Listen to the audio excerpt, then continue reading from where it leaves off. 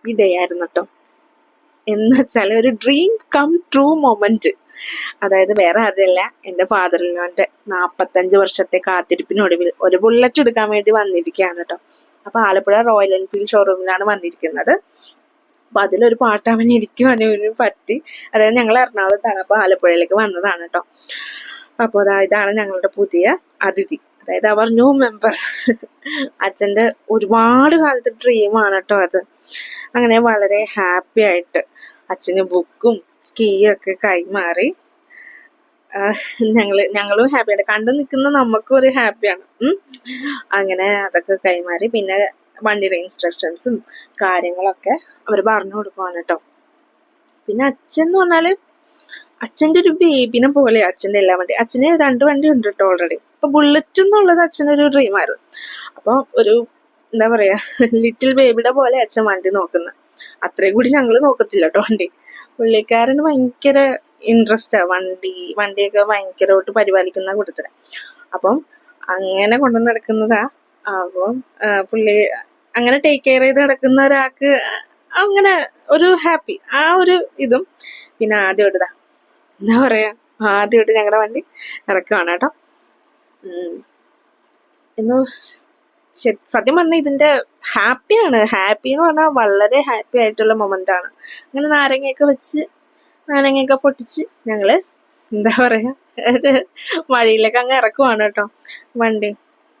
അങ്ങനെ അച്ഛനും അമ്മയും കൂടി ഇരുന്ന് ഞങ്ങൾ വീട്ടിലേക്ക് പോകാൻ കേട്ടോ. ഞങ്ങൾ ഫ്രണ്ടിൽ വേറെ വണ്ടിക്കാണ്.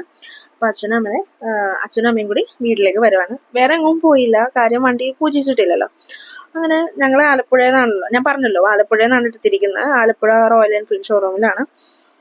അങ്ങനെ ഞങ്ങള് വീട്ടിലേക്ക് അച്ഛൻ ബുള്ളറ്റ് കയറ്റി. പിന്നെ ഞങ്ങൾ വൈകിട്ടാണ് കേട്ടോ പൂജിക്കാൻ വേണ്ടിയിട്ട് പോയത്. അപ്പോൾ ഞങ്ങളുടെ അടുത്തൊരു മഹാദേവ ക്ഷേത്രം ഉണ്ട്, തോണ്ടംകുളങ്ങര മഹാദേവ ക്ഷേത്രം. അപ്പൊ അവിടെയാണ് ഞങ്ങൾ പൂജിക്കാൻ പോയത്.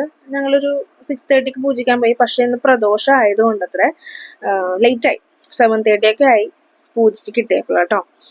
അപ്പം ഞങ്ങൾ അത്രയും നേരം അവിടെ വെയിറ്റ് ചെയ്തു, ഇതില് പങ്കെടുത്തു. അങ്ങനെ അവിടെ ഞങ്ങൾ നിന്നു. പിന്നെ ഒരു 7:30 ഒക്കെ ആയപ്പോഴത്തേനും നമുക്ക് ഇത് പൂജിച്ച് കിട്ടി. അങ്ങനെ ശാന്തി വന്നു. നമ്മുടെ കൂവളമാലയും മുല്ലപ്പൂമാലയൊക്കെ ഇട്ട് എന്താ പറയാ സുന്ദര കുട്ടപ്പനാക്കി കേട്ടോ.